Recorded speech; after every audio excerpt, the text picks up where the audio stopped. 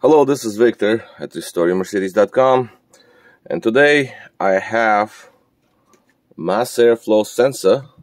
This is the Mass Air Flow sensor, which is a newer style. It's all plastic one. This is from V12 engine, but concept is pretty much the same on others.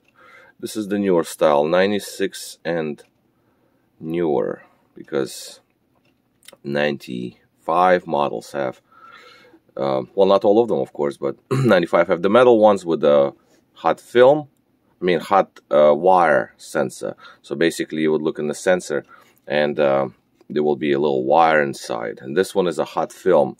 The actual case, this is just a case, right?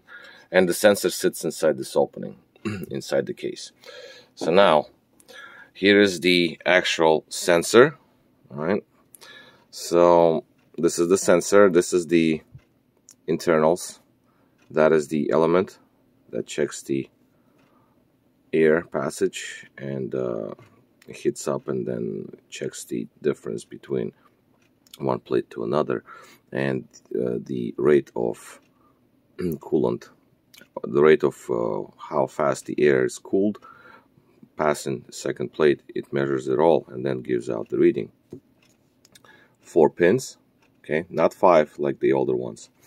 And we're going to see with the microscope here what it looks like inside, so we have an idea. I already see the problem. I'm going to try to fix the problem. So this is the magnified image of the sensor. So basically we're looking at these connections. One of them is already repaired, but I think I'm gonna do all of them. So basically, as you can see, this one is soldered. It doesn't solder very well. I don't know what material the actual pins are made of, but probably silver, and it doesn't solder well. But what I do is I solder to the base and then just dip the actual wire into hot molten flux here, and it works. Solder, rather. Flux is this yellow stuff, but the solder itself. Now just want to show you what the problem looks like. So we're gonna look at this pin right here, this leg, and yeah, it's very difficult to do without shaking. But this one is not secured. If you look over here on the bottom, right over here, there is a crack there. If I move it, as you can see, the leg moves. This is extremely delicate stuff.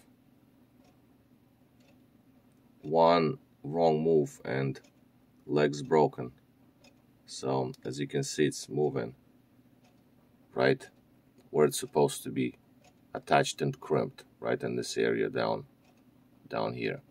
This is also gel that has to be taken away before soldering can be performed. But as you can see, it looks like it's kind of there, it's kind of secured, but it isn't. And I can just move it away, you see. But I don't want to move it too much because I want to clear off the gel first, and then we are going to try to solder. Now there are 3 more that I probably will also do, because I don't, better be safe than sorry, because they seem to be okay.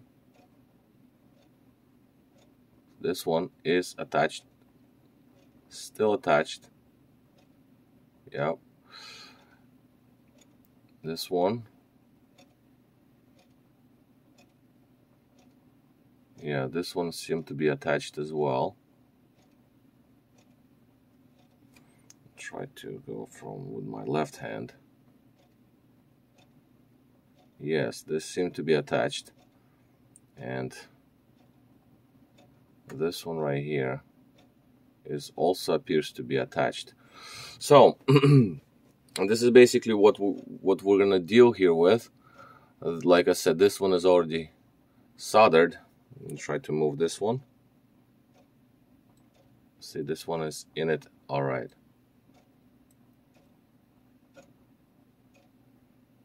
I can't move it. So it should be fine. And also at the end, I'm going to connect my probes, and with the needle I want to check. Oh man, you can't even see it. I mean, this is just too small. I want to check with the needle the actual points on the board, from pin to the board, right? Although there are 5 connections, and we only have 5 pins on the plug, so my guess is just one of them is just doubles, maybe a ground or power that just splits between the two, right? So you got 5 and you got 4, so 2 of them are probably on the same line of some sort. So yeah, I don't want to take this cover off. I don't see a reason for doing that, but all these things are, like I said, extremely delicate, very easy to break off the board. I don't think I will be able to solder on the board itself, although it appears there is a possibility. But all the gel around kind of prevents from just going there and solder, because you have to clear it off the gel. So it's kind of a pain, but we'll try to resurrect the sensor. This sensor is not reading at all. It doesn't read, like, period. There's nothing. The air, actually, wait, I think, if I remember correctly, I think the air is coming through the kilograms per hour, but voltage isn't. Voltage sits at 0. I could be mistaken, but then I just don't remember already. But I just know that this one gives out no voltage. If it gives no voltage, then the whole bank of the engine's V12. So one sensor reads, the other one isn't. The other one doesn't read. So the whole bank gets too much fuel because it defaults to kind of preset parameters that computers have in case of sensor failure. And it runs, but it's not right. It's not as smooth as it should be. And of course, we have a tiny little cover here. This one has some sort of silicone, but soft silicone, and it's there to seal it from elements that can enter the board and damage it. So I tried my best, but there's not much of the silicone. I think once I resolder everything, I'm just gonna run a bead of silicone around as an extra measure. Although it's not absolutely sealed, there is a breather, as you can see. There's an opening here, so there is a breather right there. Right there, see my finger? There's a tiny little breather opening. And I just don't want this cover also to fall off, because there are tiny little tabs here, 1 and 2, and I don't know how well they secure the plate. Well, that's, like I said, that's after I know that sensor is operational. So before I do that, I have to put it in the vehicle, and then we'll do live readings. Probably not today, but it would have been nice so if I can fix this one, so this way I can just like put it back and not to buy another sensor. Now, these inserts are sold on eBay. You can buy this for like $20-something. I did buy one of those for years ago, and it absolutely did not work. Okay, so the whole sensor is not cheap, obviously. You buy a sensor, it comes with case, as I showed you. It comes with the case, with the sensor itself, the element installed inside the case. And it's expensive, so it's like, what's the point, right, of buying this if it's just so much? But nonetheless, yes, that's a possibility. That's another option, just replacing it, complete.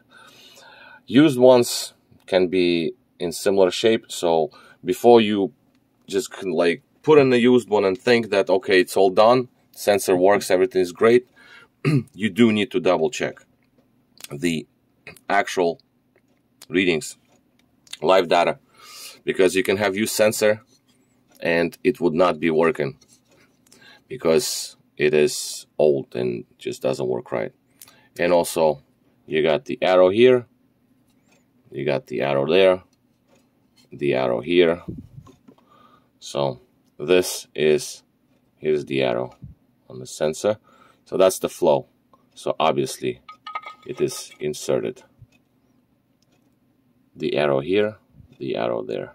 So the passage of the air from my left to the right, from filter to the engine. All right, well, I guess that would be all. And let's see what happens with this. I have high hopes that this repair will fix it. All right, so this is it. Victor here at RestoreYourMercedes.com. Thank you for watching.